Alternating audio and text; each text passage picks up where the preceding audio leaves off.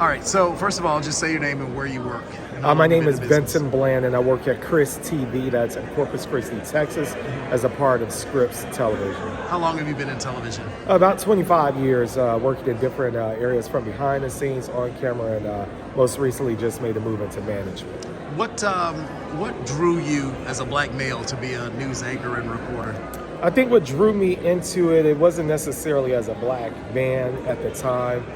This was just a passion. It was something I wanted to do. I thought it was a way for me to, being nosy as a kid, saying, hey, I want to know first. I want to be able to tell it to the world.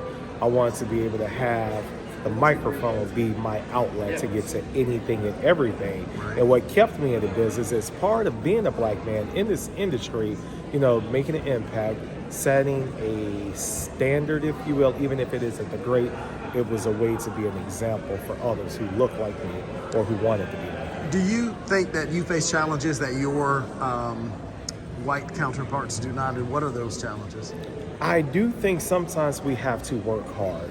Even when they see us as the black man or even the, whatever minority, but specifically a black man working hard, they still feel, oh, yeah, I can do it better. Oh, they're not going to get it. Oh, they can't do it. So we have to work 10 times as hard. And even when we do, sometimes it really doesn't seem like we've done that much. It's just, hey, yeah, you did a good job. When the other person over there might do it, it's like, well, fantastic job. What a way to go. You've done that. So I think that's there. What about credibility from viewers? Do you think viewers see you as more or less credible because of your race? It's a little different for me. I think at this point in time in my career, they do see me as credible.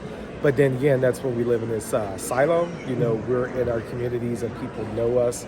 We believe they see us, they hear us, they feel us, and they know us. But I think, for instance, being in Chicago now, visiting, if people were to see us on TV tonight, they might not know us and may look with the side eye like, oh, who's that one? So I think for me, honestly, at this point in time, they feel like they know me and can trust me. That's interesting. Has there ever been a situation where being a black male impacted what you do? Yeah, absolutely. This story just came up during the week of NABJ. I was in Huntsville, Alabama, working in the Shoals area. That's about 55 miles outside of the main area of the market. And I forget the story. A homicide, a robbery. It was something. There was a criminal involved. And I knocked on the door. The person was really nice, and she turned down the interview. Well, a white counterpart came up, a white woman, knocked on the door, and the woman did the interview. So I walked back and said, oh, hey, I thought you said you. She's like, no, I just really don't want to talk to black people. And I think that was the first time I faced racism, so out in the open. So that's been about 10 years ago, I guess. And as a person, how did you feel? I was in shock. Because, for most people who know me, they know, oh, God, I've been around white people, Asian people, Latin, everything. I'm former military. So I've been in diverse rooms. I've walked into rooms that others can't go into. I think it sort of shocked me then. I laughed and I was like, huh. But I will say, if I should even give a caveat to it, this woman was probably in her late 80s. So it might have been her generation 10 years ago. So I was like, I guess you get a pass, or do you never get a pass? So that was really the first time I thought, oh my God, because I'm black. So. Yeah. Do you think if you were a black female, it would have been a different response? I think so. I have a sister. I have a teenage niece, my mom, my grandmas, aunties, cousins, and I hear it all the time. In fact, today we were working with the artist, and the artist's team was a little different, and the black woman who was working with me, we were on the same level.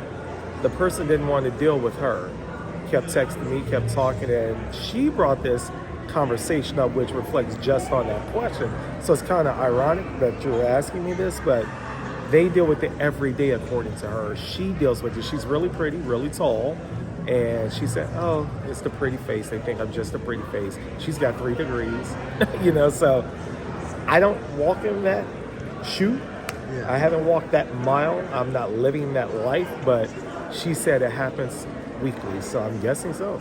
Yeah, interesting. Anything else you want to add that maybe I didn't ask that's important to mention about this topic of credibility and being a black male and your experiences?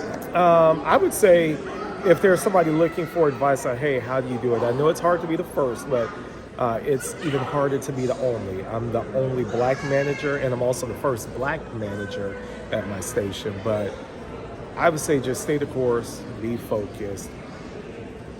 If you want to go on the defensive end, document your work, keep up with it, track it, celebrate your own milestones, but just be yourself. Don't worry about everybody else's white noise. Eventually they'll realize, oh, he's doing it, and you're always going to have haters. Thank you, sir.